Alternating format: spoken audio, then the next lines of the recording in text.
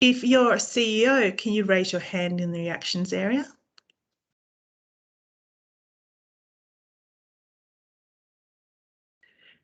And if you are a small business, can you raise your hand in the reactions area?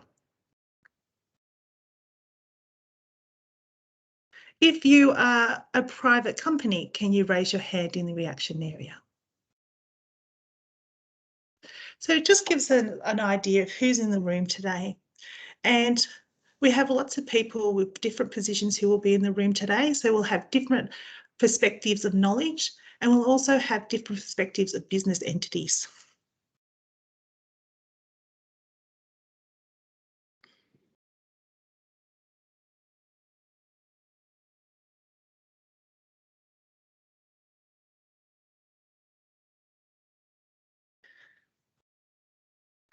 So when we're looking at business continuity planning, it's about accessing, sorry, I'm just going to go back. We've just missed a slide. So why are we here today? We're here to examine how the disability sector is re-engaging after lockdown. We're here to examine and explore COVID-19 re-engagement processes to support participants and staff re-engagement. I'm going to go over COVID-19 in a more policy manner, just so we get a kind of a snapshot of what the future could look like and what businesses might need to start thinking about. COVID-19 pandemic is an unprecedented event which has resulted in a range of unknowns for businesses as they manage the ongoing impact of the pandemic. Most disasters have a beginning and end, but the level of unknowns under this pandemic means businesses will face an infinite timeframe of impact. So when you don't know when the end will be, it's like, well, how do we manage this? And how do we jump in from response, recovery, thrive to response, recovery, thrive?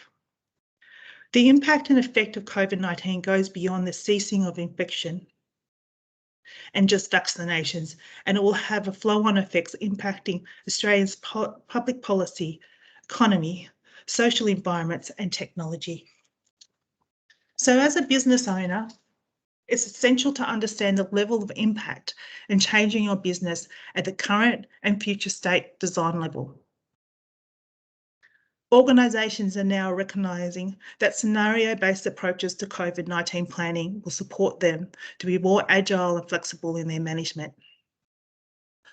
If this happens in finance, in regards to we reduce our service offerings due to COVID in community participation, what does that look like? How does it affect our business? As business could experience multiple waves and various levels of severity of the impact of COVID-19. So, for example, just because you're in a disability business doesn't mean that certain restrictions can affect different businesses differently. And also, the recovery is different in regards to how you would roll that out, because your business is very differently how it's been affected to the one next to you. As a result, there is no textbook recovery blueprint for COVID-19, as organisations must plan for multiple scenarios and think about time horizontals and continuums as they shift from crisis to recovery. So we know we are working with uncertainty, but one thing is clear: participants, workers, suppliers and business partners are really watching us now as organisations, and they're watching us on how we handle COVID-19 and how we're handling recovery and how we're handling rebuilding after recovery. And it will define how organisations reposition themselves and position themselves in the future. So the question is that I'd like you to sit with for a moment and reflect to yourself. Are we, as an organisation, returning to the way we worked before? Or are we adopting new ways of thinking and working?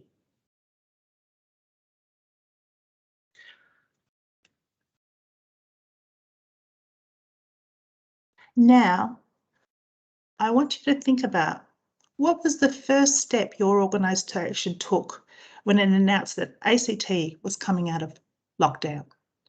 I'd like you to write that down.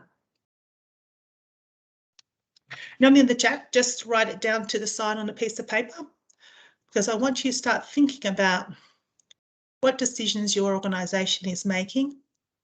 So you're reflecting all the way through this presentation.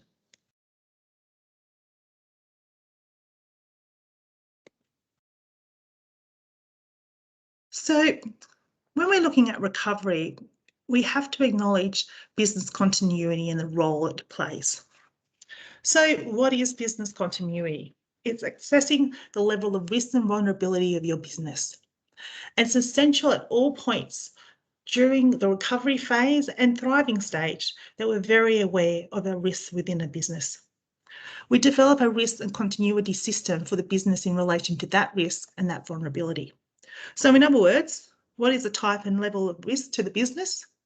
And what quality assurance measures are we putting in place to mitigate that risk? So when we look at continuity planning stages, we're looking to prepare. We need to prepare and say, what do we need to know to be ready in relation to COVID? And every stage of COVID could be different. Then you're looking at having a mobilised response from what you prepared and the knowledge and informed knowledge that you have. Then you're going to stabilisation of operations. And then you're moving into recovery and you're strategising for the future. So our two focus areas here are moving into recovery and strategising for the future. But when you're moving into recovery, you're still mitigating risks as you go along. And because you're moving into strategising for the future, and your future is trying to make sure you mitigate going back into your continuity stages again, so you're more prepared. You have a better mobilisation response, you have a better stabilisation of operations, and then you have a better move into recovery.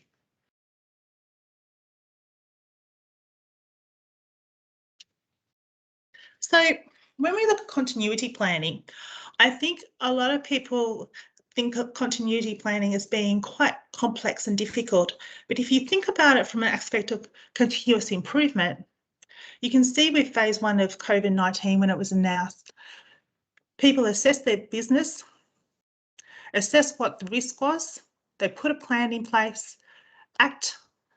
review the plan, how is it working, what's not working, and amend. Then phase 2, in ACT, we saw a COVID outbreak or potential outbreaks within NDIS businesses. Assess, plan, act, review and amend. And then we saw phase 3 come in, Delta strand, and then in Australia, once again, we saw another outbreak in ACT, assess, plan, review and amend. And this gives you an idea of making sure when you have a quality management system and your work health and safety system, that continuity planning and improvement is part of your business functions.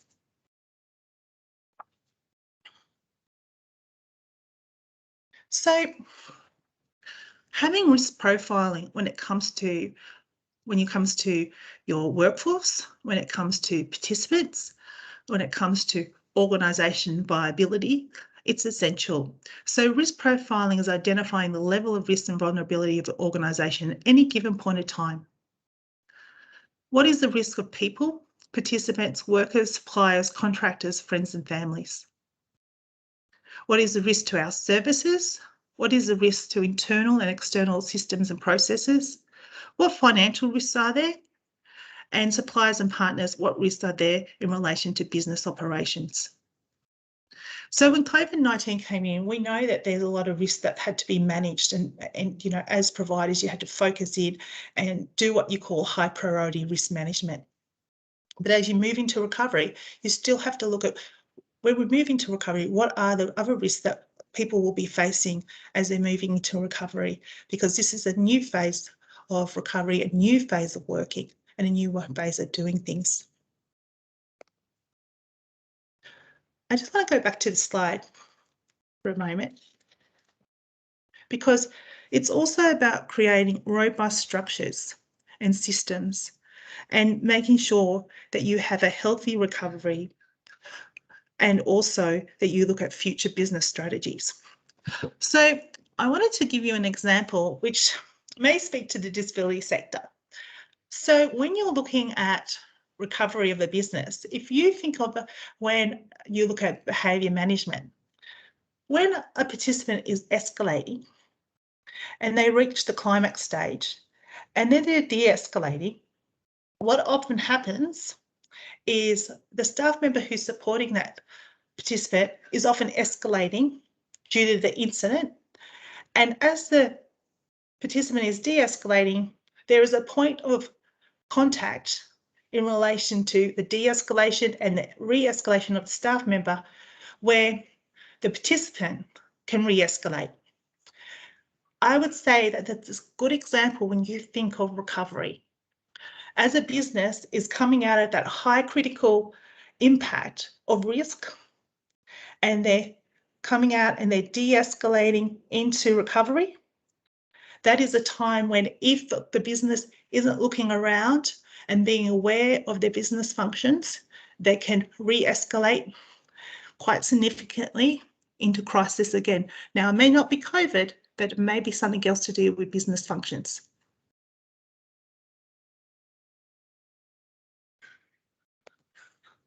So we're looking at response, dealing with the present situation and managing continuity, and recovery, learning and emerging stronger. And when you hear that learning and emerging stronger, that really gives you that feeling of what recovery is, and then thriving, preparing for and shaping for the future. So as businesses, you have been in survival mode with high priorities. You're focusing on the immediate risks that you have in front of you, and you are pushing the other business areas that aren't as immediate risk or high priority to the side so you can function. But now is the time to review the impact of what that means and readdress and re-examine what other areas need to be attended to. So when you're looking at recovery and navigating through change, when you're looking at learning and emerging stronger, I want to give you something that you can take away with you today. If you had an accident and you were going through rehab, you have to identify the state of health that you're in. Then a plan's put together to build your fitness back up. This is about building your business back up and building the fitness of your business back up. So it's about focusing on what you will stop doing, what you will start doing, what you will continue to do in the new operating environment.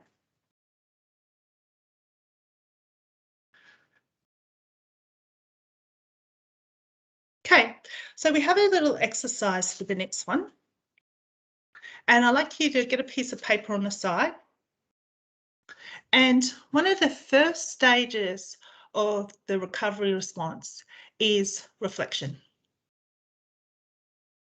So it's about creating opportunities for your organisation to reflect on COVID-19.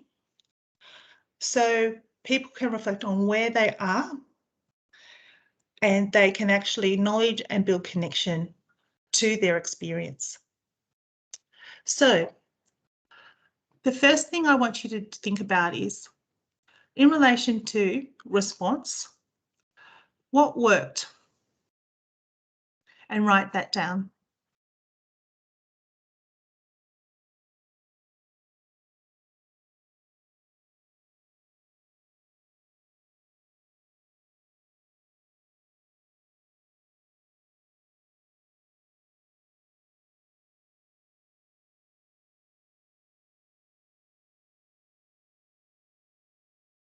The second question is, what did you learn?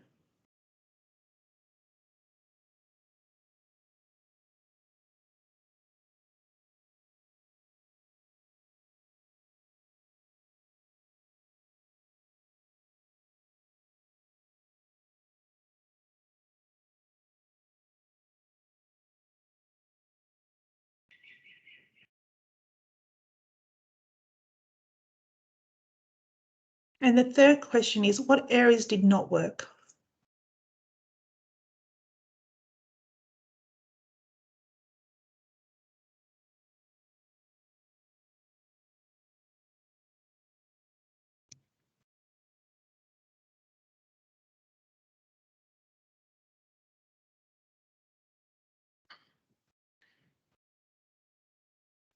Is there anyone on the line who'd like to share a positive, what they learnt?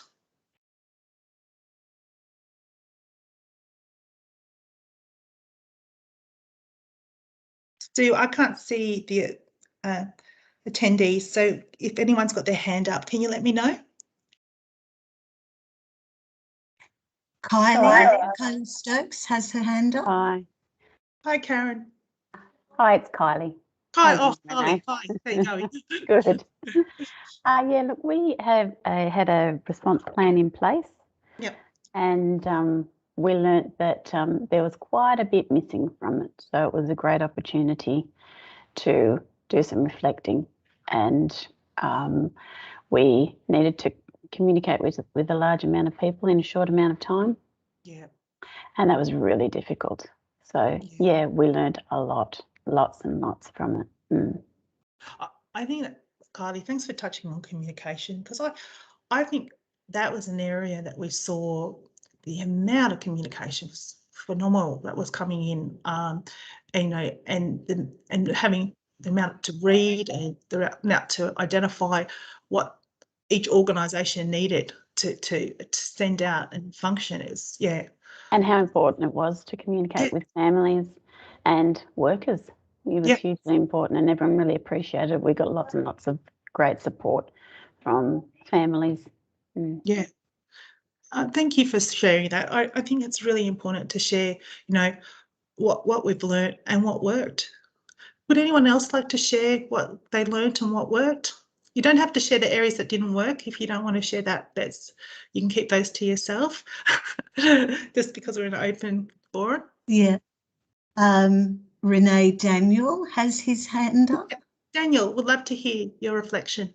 Hi, my name is Daniel. I'm an organisational employment strategist with Focus ACT. Hi.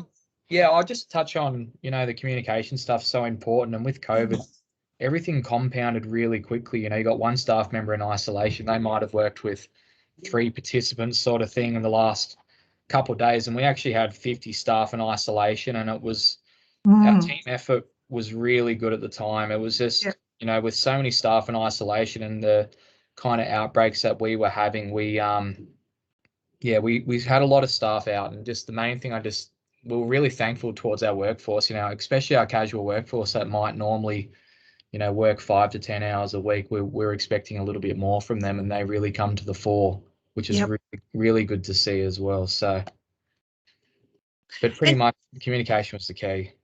Well, and that's wonderful. And what it shows is, then I think it's a great opportunity for your organisation to go back and go, what was it about our culture that was strong and supported that?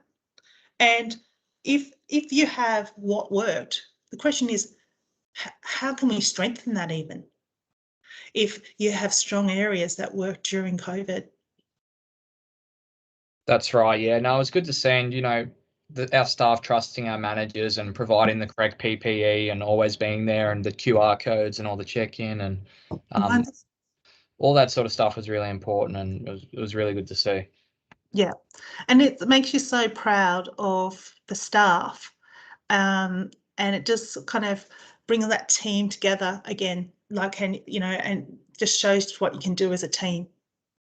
Yeah, it does. Does anyone else want to reflect?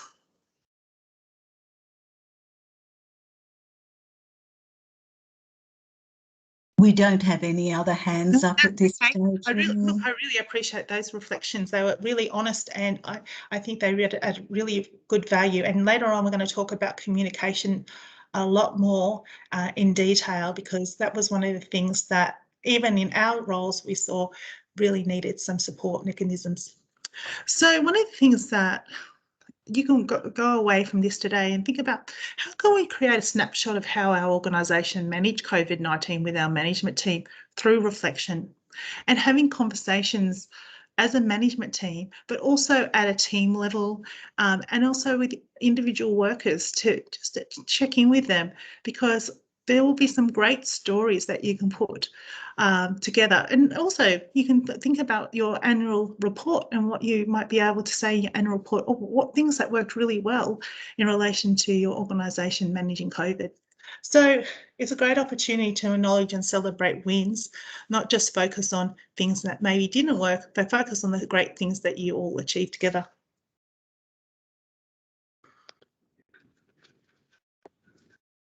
Okay. The next reflection is, what is your biggest fear about the ongoing management of COVID-19 within your organisation? So, Sue, can you launch the second poll for me, please?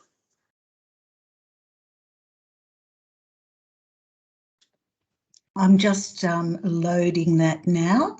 Okay, and I shall launch that.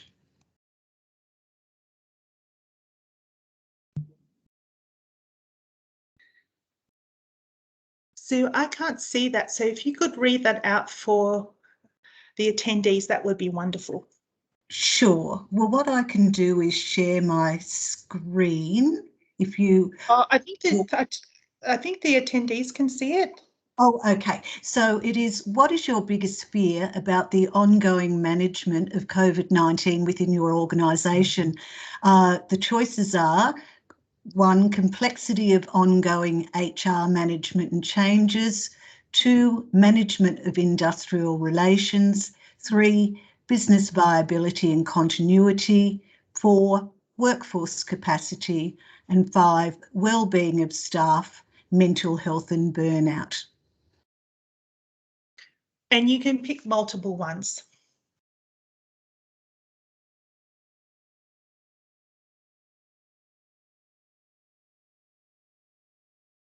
We've had 5 responses so far, so we'll just give it a little bit longer. Sorry, I can't see the form either. You It's can't see the form? No. Okay, just see, Kylie, just see if it's in the chat box.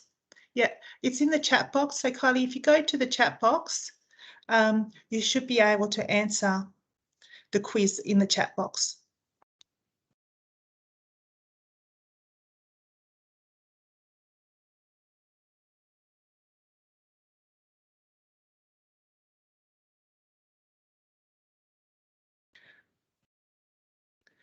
Just to let you know, all of the answers are anonymous. We are not taking any background information on it. We're just looking to get an understanding of some of the issues you're facing, so we are able to provide more support to you. So Renee, we've had about 8 responses so far, so that's around half of the people in the meeting. So we could wait to get a couple more, perhaps. Yes, we'll wait to get a couple more.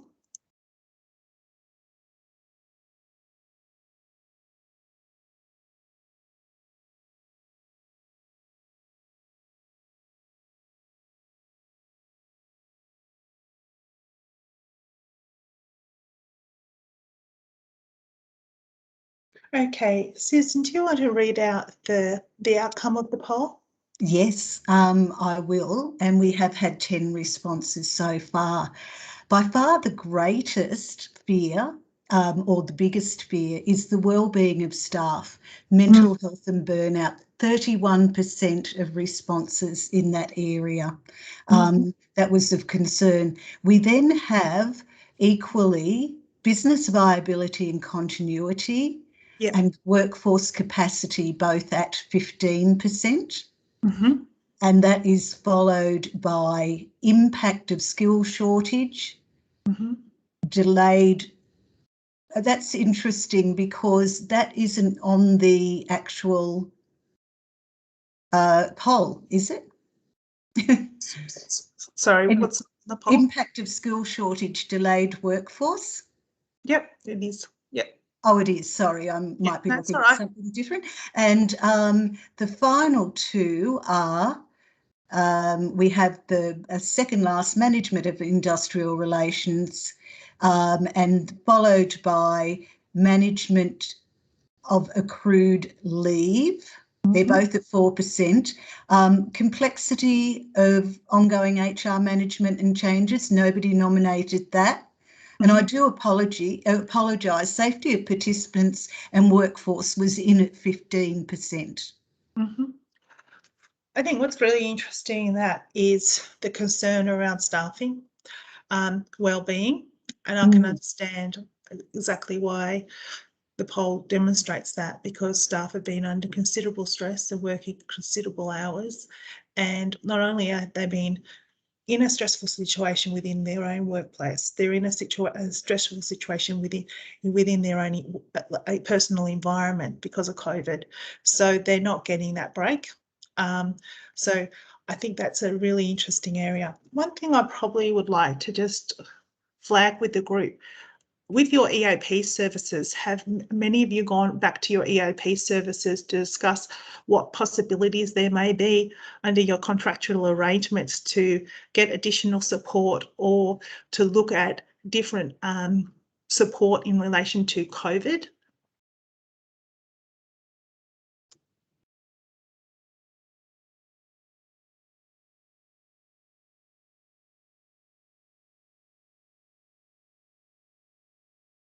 Well, we might move on if we'll leave that one.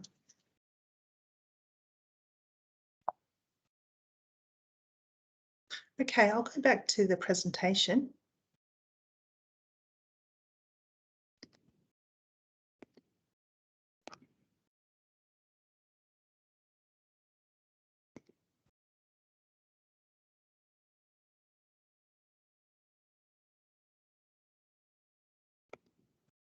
Okay, so communication.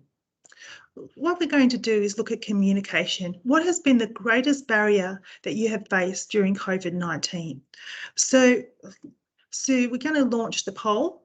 It's amount of information to process, amount of information to communicate and distribute, external communication to participants, and internal communication to workforce.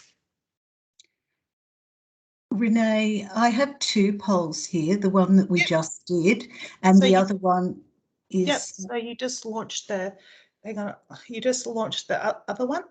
Yes. Oh, I see. Yep, I'm about to do that for the second one. Yep.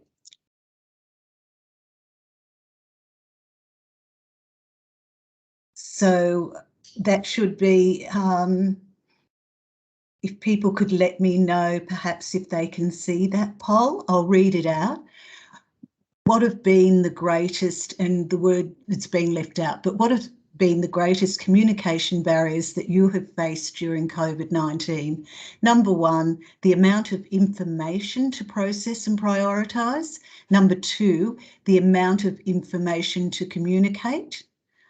3, external communication to participants.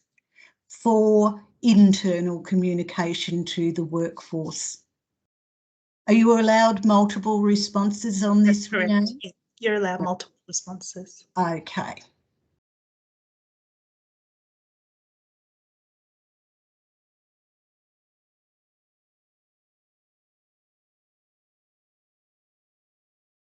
So we've got 6 responses so far. Yeah.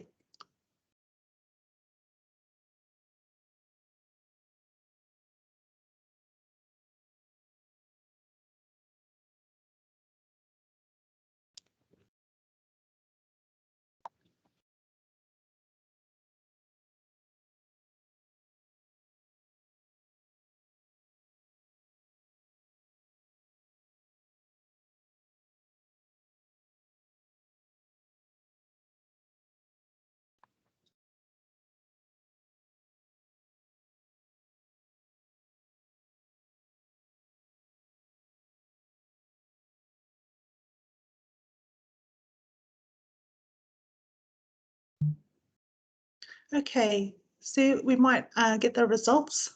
Sure.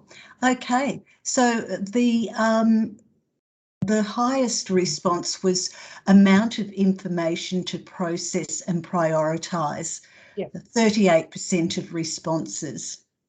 The second highest was actually the amount of information to communicate, which was 29% of responses, followed by, we have equally external communication to participants, 17%, internal communication to workforce, 17%. Yeah, and I think that the information to process and prioritise was the most difficult, because information was coming in all the time, and if you have strong structures, it can be a workable. If you have a communication strategy, it can be a workable situation, but depending on the size of your organisation and the amount of pressure you're under in COVID, it can really be difficult to manage that and prioritise that communication. So our next slide is about communication, and I hope that these slides really support you to think about communication in your recovery phase. So communicating through recovery is about using the lessons learnt from reflection to set a tone around emails, the structure of meetings, and form a context for crucial and difficult conversations. It's important to celebrate wins and communicate a future vision as a leader. At the moment, we can say that participants and employees are apprehensive and uncertain. So incorporating communication that supports security, safety and belonging and connection is essential. We can see with the Great Resignation, it is a sign that the workforce is looking for more from leaders, but also needs communication for belonging. So in regards to tips and tricks, it's about building trust. Sorry to interrupt, Renee, but there was a comment in the chat box that I think's worthwhile too. Sure. Where Wayne Brown had said, I think the additional challenge was not just the amount of information to digest and distribute, but the quality and clarity of the information. I've certainly heard that before. And then Daniel has responded, different guidelines between ACT and New South Wales government made it difficult to communicate to participants. I think that's excellent feedback. And that's something that we heard from a lot of providers in relation to, information like health orders, not being particularly clear in who the definition of workers or what workers were classified as being part of that group and not being part of that group. Definitely from our New South Wales providers who service in ACT, they felt the same. So I think that's, on the money. Also, I think when you're looking through information in relation to documents, there are some tricks that there's a great document that I'll send out to everyone in how to scan documents for information and relevance.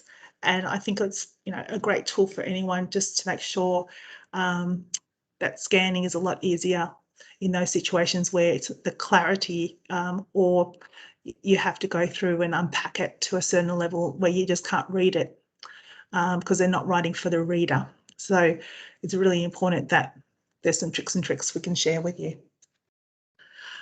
Building trust through clear and transparent communication. So the communication that you're sending internally and externally has to be clear and transparent through the recovery stage, because you're building up again and building that connection and connectivity. Assess structure of emails, tone and perception, and what tone and perception you're looking for is connectivity and belonging. Identify priority information for customers, stakeholders, partners and suppliers. And that comes back to the comments in the chat. Really looking at what information people need to know and what information they don't. And also not overloading people with information. Timely schedule communication to meet stakeholders' needs and prioritise communication in relation to need to know. When I talk about scheduling communication in a way where, one, it's relevant. Sometimes communication can be so polished that it actually goes out too late and it doesn't meet the time frame of when people need to know that information. And another thing that makes people feel a sense of belonging and connection is when they know there's going to be regular communication from organisations. So there's a great organisation that I can think of, and they were struggling a little bit with their communication with their workforce. So they started to put in a regular Tuesday kind of let's connect with staff through an email that was really well written to build that back up that relationship. Identify and respect individuals' concerns and deconstruct the concerns and unpacking the impacts of COVID. So when staff are talking and we're all being in this situation where you're just so exhausted and thinking about when a staff's talking to you or when you're sending out an email, thinking about what does that person feel like? What does that look like? And how can I acknowledge that?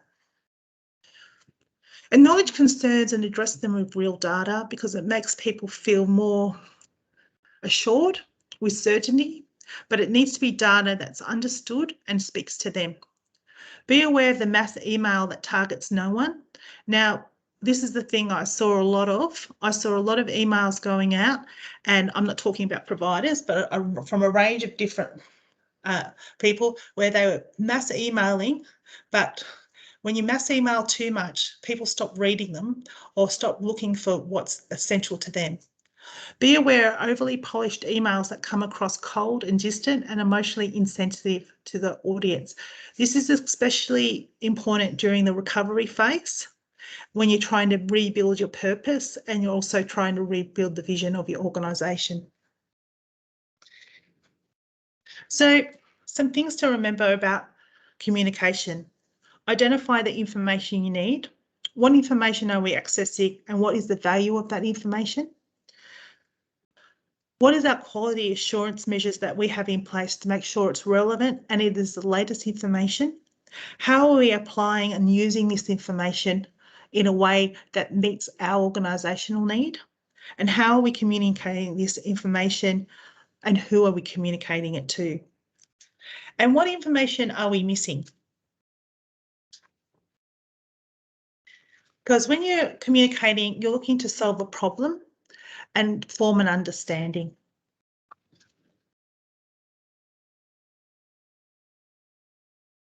Does anyone have any questions around that area?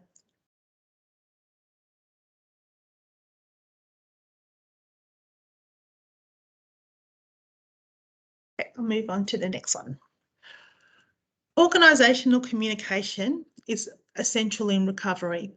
So it is about managing the narrative of your organisation by re-establishing your position.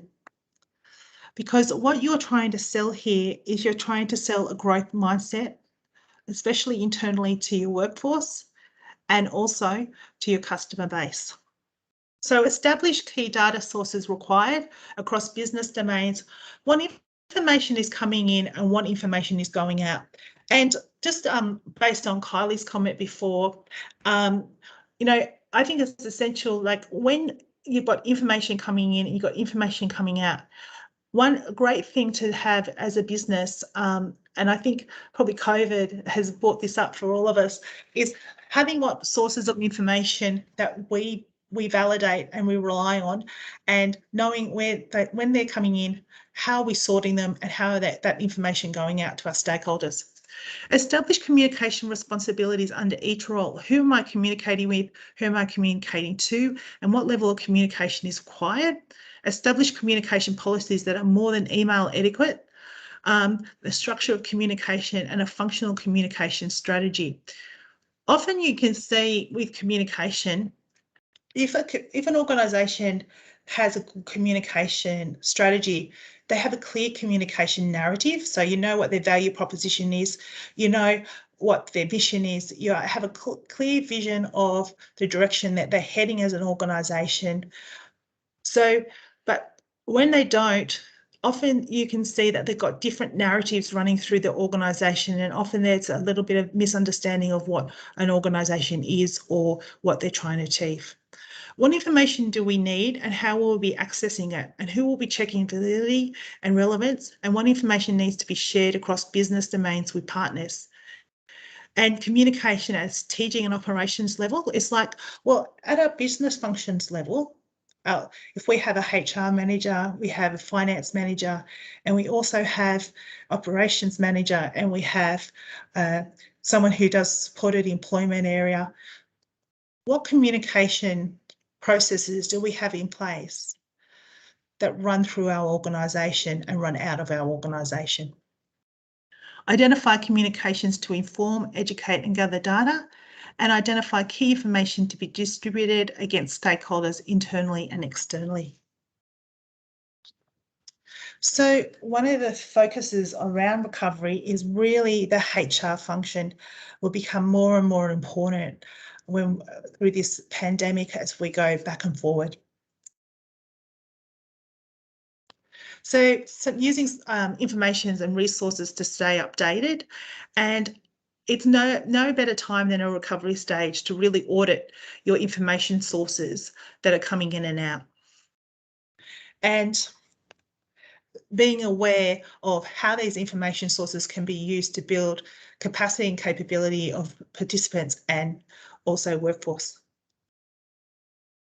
So we're going to move on now to the 5 critical stages of recovery. So we've covered reflection. We're going to move into recommitment. Then we're going into re-engagement, rethink and reboot. So as leaders, you prepare and support your workforce through the recovery phase to reposition the organisation for the new phases ahead. And you're setting up a future direction of purpose, potential and perspective. So what you're trying to do is moving people out of uncertainty and apprehension towards purpose and new direction. So it's about implementing workforce and operations strategies that will support you to navigate through the recovery phase. And it's about bridging a gap between the crisis response to your future state. So I'm going to go over the 5 areas. We talked about reflect, create the time to reflect on what's next, what worked, what did not. Reinforce commitment to well-being purpose through a focus of physical, psychological and finance concerns and business fitness. So we've talked about that, and I think I hear the priority in the room today is really about staff well-being. So when you're looking at recommit, it's like, well, what investment are we going to put in recommitting in regards to the emotional well-being of our staff before we start reviewing our workforce and building up their skills and capability? We need to check in with their mental and emotional well-being. Re-engage, review workforce, maximise workforce potential while preparing workforce with the skills and capabilities to return. And rethink, utilising new business priorities to rethink and reconfigure the work services and workforce, working in new flow and evolving needs. So Focus talked about before about some of the great work they did during COVID, and they might start to think, well, that demonstrates that we've got quite a high, workforce capacity. So we might start to rethink our business priorities on where we move in directions in relation to that. And reboot is realign HR and people operations priorities with the most pressing workforce priorities. And like I said before, I can't emphasise it enough, HR area is a functional area that is essential in this pandemic because it has so many hit points in relation to making sure that you have a sustainable, viable business. So once again, focusing on what narrative you're creating and making sure that you're hitting your commitments and priorities on each of these stages. Any questions? Sue, is there any questions?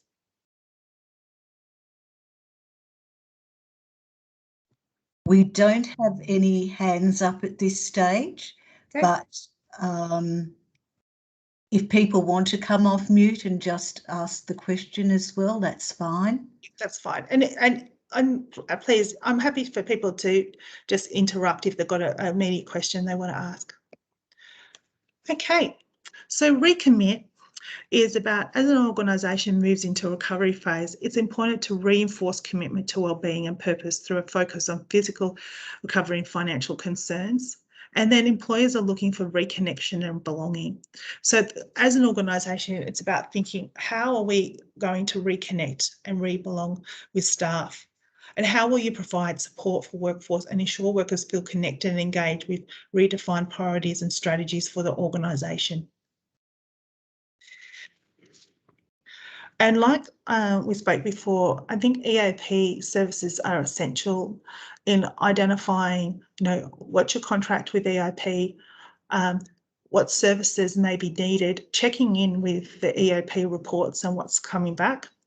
Another thing is looking at your mental health strategies and your actual mental health policies within your own workplace. And I'm more than happy to send you some information on that and have conversations with you at individual levels as organisations. Also, another thing is about managing leave. So when we talk about staff's wellbeing, we also talk about internally managing leave of staff, making sure that they're getting breaks and also making sure they're not working copious amounts of hours, which doesn't support them to have a life outside.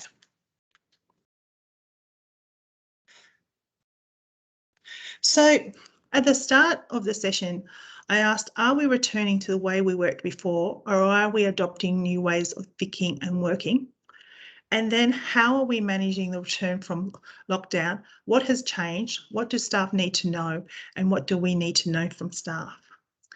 I would like you to take time now to look at the second question and answer that question on your own and just think about what has changed, what do you need to know from staff, and what do staff need to know from you?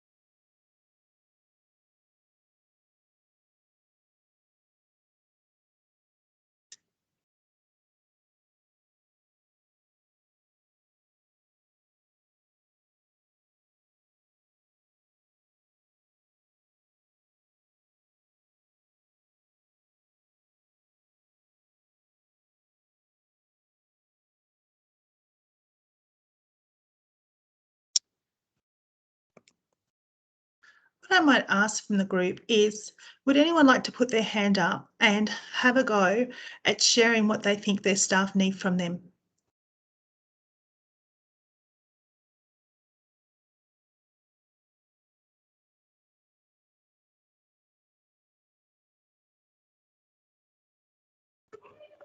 Renee, it's Kylie again. I was just thinking, perhaps it would be great for us to ask our staff if, what do they need and how can we support them the best way? Yeah, I agree. So in your reflection stage, that would be when you go out to do your reflection, it's like, well, what do you need from us? So how did you feel about COVID and what did you learn from COVID and what do you feel from us as a CEO or a manager you need? I agree. Having that in-depth conversation to support that belonging and connection again. Mm.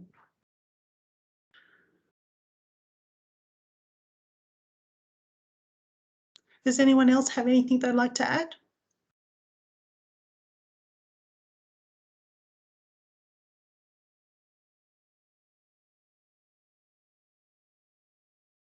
Hey, Daniel, thank you.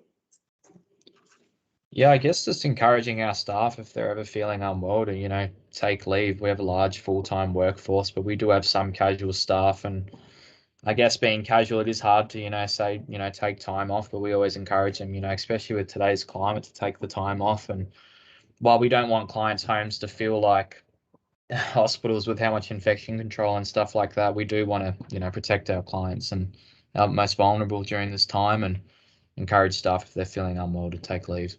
Mm. And I think, Daniel, when you're looking, when we talked about the comms and looking at the comms that organisations write, that's essential on how you incorporate throughout your comms. So people are aware that you're creating culture, that you're supporting emotional well-being. Yeah, I agree. Is there anyone else on the call who'd like to share?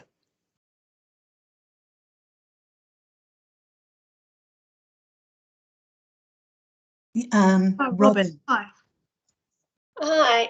Yeah, I mean, I think just like we needed support with deciphering all the information and content out there, I think that's what our guys need as well. Does need sounding boards and help to navigate to the reliable sources of information and processing all of that previously and as we move forward as the restrictions change. Yeah, and I think as the restrictions change, it's like, how do we get to a point where people just don't get information fatigue? Yeah.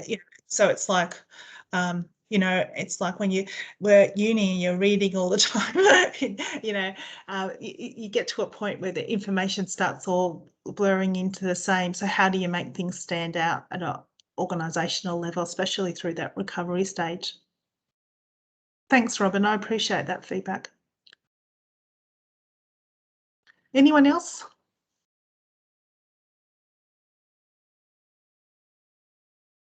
Okay, we might move back to the presentation.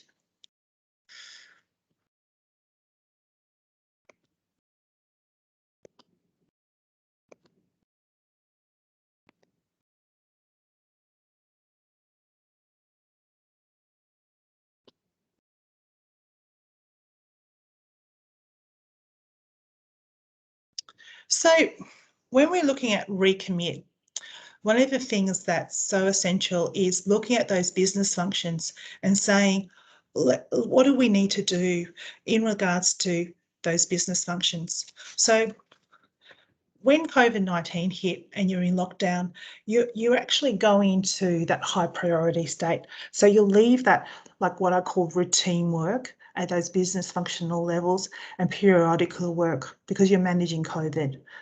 So it's about taking time to say what did not get done, what priority areas need to be addressed, and what risks are we facing in recovery. So I put these key business areas here to give you an idea of asking the questions around these and creating scenarios around those areas and being mindful of what do we need to do in recovery to move forward. So one of the first questions we asked were about what difficulties are you facing moving forward? And, we talked about mental health of staff, we talked about accrued leave, we talked about excessive work hours, we talked about reduced training and education. And this is about the time to really start to pick up and say, okay, let's look at education and training of staff. In the last year, how many staff have we trained? What capabilities and skill sets do these staff need going forward through our recovery stage? And what skill sets are we looking to develop into the future to match our business priorities? So having a snapshot of these key areas of the current state of your business allows you to, one, identify risks, but also allows you to what we call learn and build. So BLCW program has a readiness assessment tool and what that does, it looks at existing systems and processes under 5 business domains: financial sustainability, organisation strategy, governance, people and capability, and performance measurement. And what's great about this tool, it has so much flexibility from management point of view, because you can sit down with your management team and you go over this tool against these 5 areas, and you can talk about, well, how did that look during COVID in these areas? How did it look going to look through recovery, and what do we need to do? And how could it look in regards to thriving? So it's about identifying those priority areas to rethink and reboot. And, and as a CEO level, you could sit down and do it by yourself, and then you could go, okay, I need to send it out to my broader management team and they could do it. Or you could actually then come back and have a discussion around the interplay of those areas as well. Renee, where would people access that program readiness assessment? I'll send everybody a link to that from this webinar today. Yep. Great. I might get one of my team on the line. If they could possibly put a link within the chat, I'd greatly appreciate that. I might delegate that to Dave, if that's okay. Right, I'll find that now for you, Renee. Thanks, Dave. It's good to always have people on the line. Thanks, Dave. So this is just a snapshot of the readiness assessment, and what the readiness assessment allows you to do is do the assessment, and then you get a readiness report, and it gives you some strategies and support. But also I can come out and have a chat to you about your growth areas and your areas for development. So here's how detailed it goes into. So you can see your financial sustainability goes into cash flow, capital, demand forecasting, cost analysis, service offerings, invoicing, management and reporting, financial experience, and NDO systems. And what this allows you to see is, how is your organisation self-assessing themselves? And what areas could you develop in? And also, it allows you to take stock of your growth as well. So what I always say to organisations, do it every 3 months so you can see how you're progressing in those areas. And also it allows you to identify, okay, one organisation I work with, they say, what we're going to do is we're going to focus on these 3 areas under financial sustainability. We're going to focus on these 3 areas under people capability, and they just keep on at it, and they incorporate that into their organisational strategy plan. So this is people and capability. And so it looks at performance targets, recruitment and retain and coordinate, supporting workers with disability, learning and development, and workforce reporting and rostering. So once again, gives you that snapshot of where you're at, but also it allows you to look at, okay, how can we build in these areas when we're going through recovery, and how can we thrive in those areas?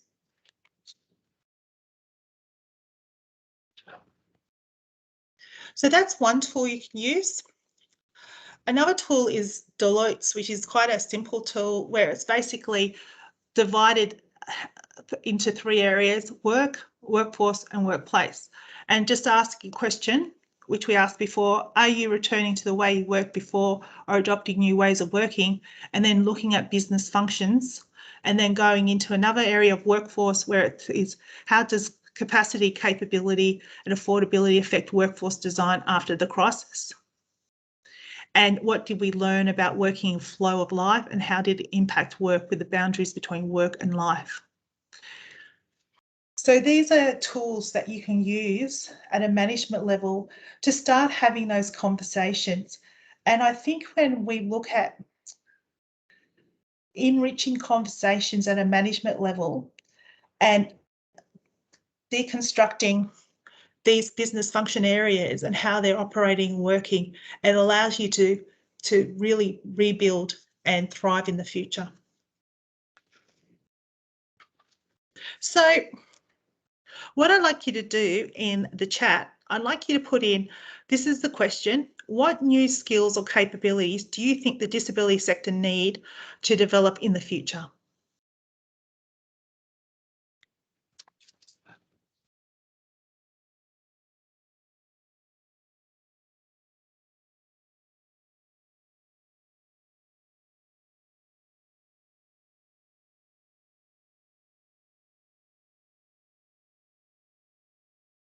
So if you just put it in the chat, what new skills or capabilities do you think the disability sector need to develop in the future?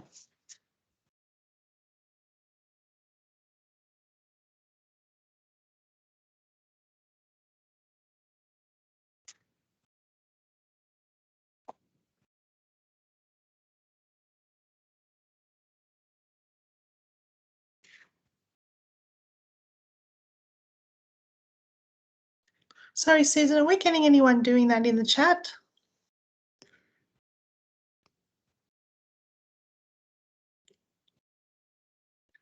I can't see anything. Oh, we've had a response there from Kylie, maintaining strong mental health. Yep. But at the moment, I can't see anybody else typing in. Okay. Community engagement. Yep.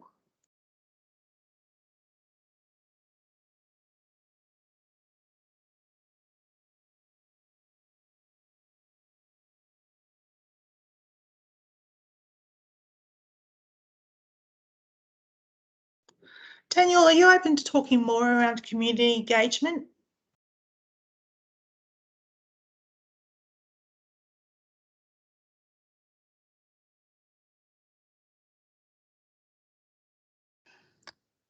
Oh, yes.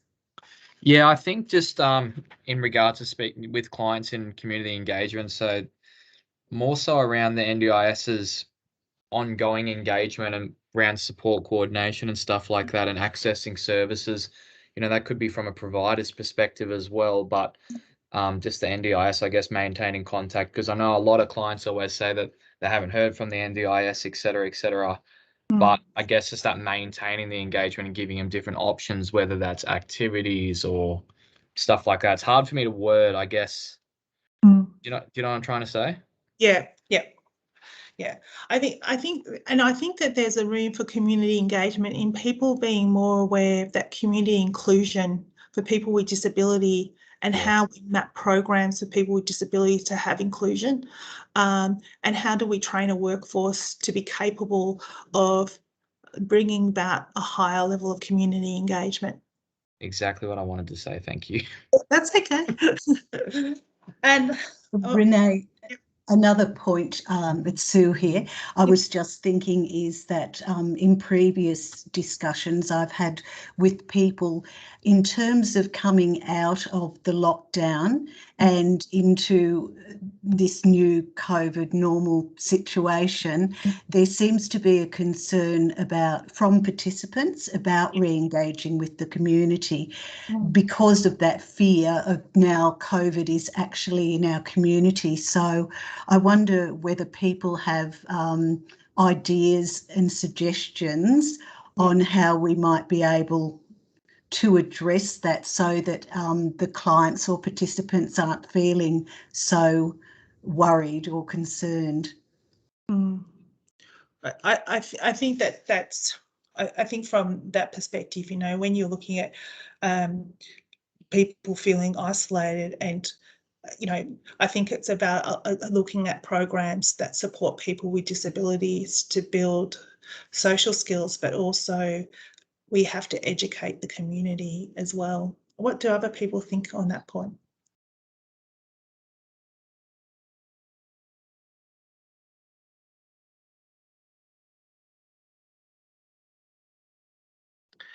I saw here that, Robin, you've written, I wonder if there is still scope for the direct care workforce to develop a greater sense of professional identity. I think that's a very interesting in regards to when you're going through recovery and going through to a thriving, because we expect a lot of our workforce. Robin, did you want to speak a little bit more to that?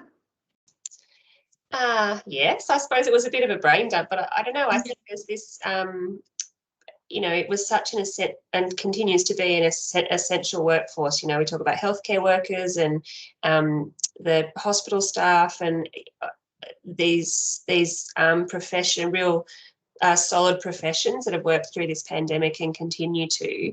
And that's our workforce as well. They were out there doing this work in risking their health to care for these individuals in the community. And I wonder if they see themselves as important as they have been and continue to be. Yeah. And that I think that comes sometimes with a really strong connection to your profession and to it as a career. And and I think we've done a lot of work over the years around people seeing disability work as a profession and a career path. But I wonder if there's still more we can do there.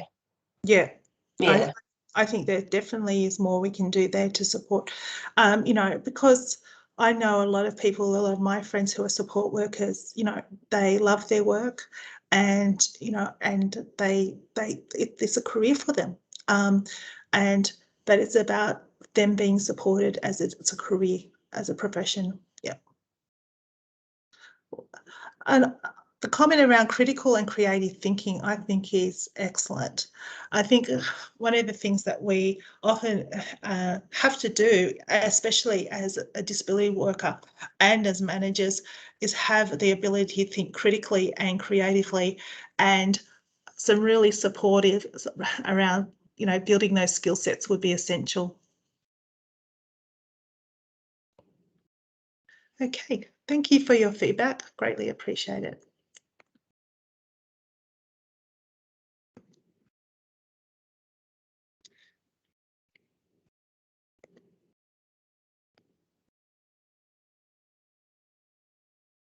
So re-engage is about reviewing workforce and maximising workforce potential while preparing the workforce with the skills and capabilities for return. It's about reassessing and preparing workers with the skills and capabilities to return to work and manage shifting service priorities, and review how management will support their workforce with new processes, priorities and roles. And it's about communicating those new priorities and roles to staff so they're fully aware of what's changed and what's remained the same. So when we looked at Deloitte's and they had, this is their recover questions. So I thought I'd share them with you in regards to workforce planning and just have you go through the thinking of how that might reflect your organisation. Do we anticipate further changes in demand for our services? Especially if you're a new provider, you might be growing, so you might be building a workforce. Some established providers may be growing their workforce, but not to the same level. How do we need to adjust our staffing and training? Where do we continue to have critical skill gaps? Are we adequately considering new types of labour supply for critical roles and skills? So we'll be thinking about upskilling opportunities. And at the moment, there's Job Trainer, which I'll put in a link and send through to everyone, because Job Trainer 2 will provide upskilling opportunities for staff free of charge. Are these skills needed on site, or can they be accessed online in a hybrid workforce environment? And do we adequately predict the impacts to various employee cohorts where some were hit harder than expected? And how do we adjust our support programs and planning? And how would the decision to close a location or reduce staffing impact the size and shape of our workforce? So when you're looking at those questions, you could sit at a HR level and really unpack those questions from a recovery point of view. Then when you move into Thrive questions, is how might we holistically rethink the composition and size of our workforce in the future? How important will alternative talent be to our people strategy? And how will the crisis alter future skill requirements? And how are we thinking about our workforce in a way that provides us with the greatest flexibility, sustainability and resilience?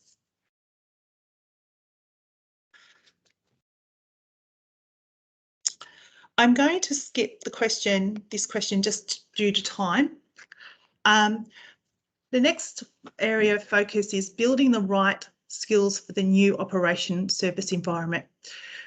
So when we're looking at recovery and going into thriving, we're looking at our business priorities and we're looking at what workforce we need to deliver those business priorities in the future. Then that workforce is divided into what we call job families, so different types, maybe supported employment, maybe community participation, and the skill requirements for those positions. You're looking at the training and education to match those skill requirements, and then how you would implement that into your organisation. we're going to skip the tea break and just move on. So in regards to Rethink, the new workforce will be impacted for approximately 12 to 24 months in relation to the education and workforce pipeline. It's about the utilisation of new business priorities to rethink and reconfigure the work services and workforce, working in flow with your evolving workforce needs. So it can be design a new organisation strategy and business plan, it can be a short-term recovery plan, it can be test the market for new opportunities or policy change impact, it can be maximise government support services to rebuild, and then develop a Reboot Thrive plan to move forward into new business opportunities. So one of the things that I would like to share today is the importance of utilising the supports that are out there for your services. And there are plenty of education, training supports, and also fair work supports. So human resources, I've got a list of supports there for you about paying conditions. You can set up a My Account where you can get advice. There's actually free legal advice from Fair Work at the moment.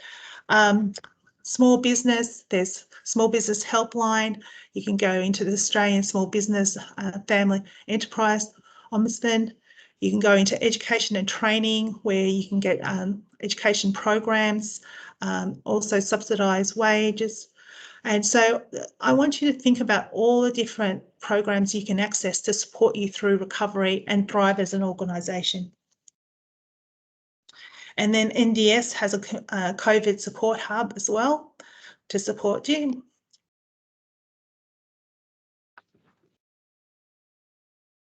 So now we're at the reboot stage, which is the stage that you're really thriving.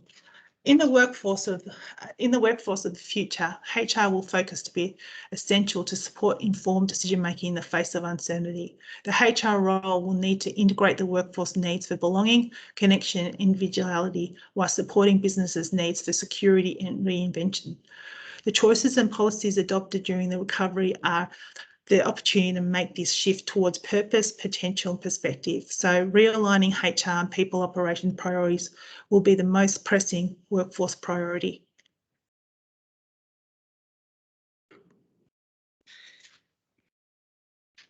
So in regards to participants, I guess that the most important thing is looking at participants and what they need. And like Sue was saying, it's about reaching participants to where they are. So what is in place for the participant service agreement? Has their plan been underutilised? What is their current service needs? So this is about really looking at what issues and risks could a participant be facing after lockdown or re-engagement? What capacity building does the participant need to enter recovery after lockdown? And what support services does the participant need?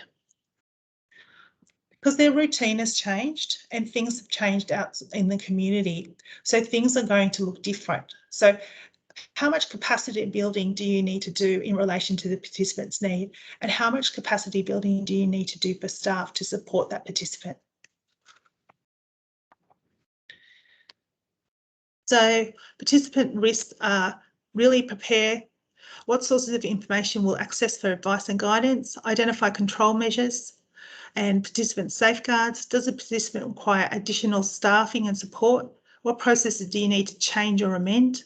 Do staff need to upskill for additional supports? And what workforce procedures will you put in place for participants? And then we look at community re-engagement. That was what Daniel was speaking about and the importance of that, because the re-engagement is going to need some real key planning, participant capability building, develop a specific plan for the support, and looking at health literacy as being one of the key aspects for people in the future. I'm just going to flip through health literacy. The health literacy is a result of both emotional and individual features. So it's about the individual having skill, knowledge about their health and how it having information that they can go to. So I want you to go through these questions with me. Are your staff trained in health literacy? What processes does your organisation have in place to support health literacy? How do you support participants to have consumer engagement? And do you have existing quality improvement processes that can be linked with health literacy? And will be improving organisation health literacy help you make accreditation standards?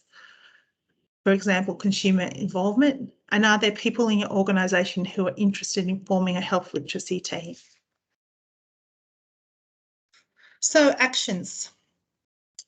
So from today, some of the actions you can take are source reflection from self and organisation.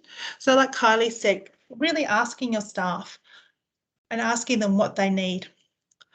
Communicate with purpose, potential and perspective to create a growth mindset to support belonging, security, connectivity to organisation's vision. Recommit, identify and access current state and areas that need to be addressed through scenario questioning and the readiness tool. Re-engage your workforce by building belonging, security, connectivity with your organisation through communication, HR and management strategies. Rethink, reimagine, take lessons learned and create opportunities for new ways of working and reinvention to reposition towards growth. And reboot, realign HR functions, operations with priority of the business. So if you could take away 3 things that you will implement, 1 thing you have learnt and 1 thing you will share, my follow-up action will be that I will provide you resources and I will follow up with your organisation for additional support to support you through the recovery phase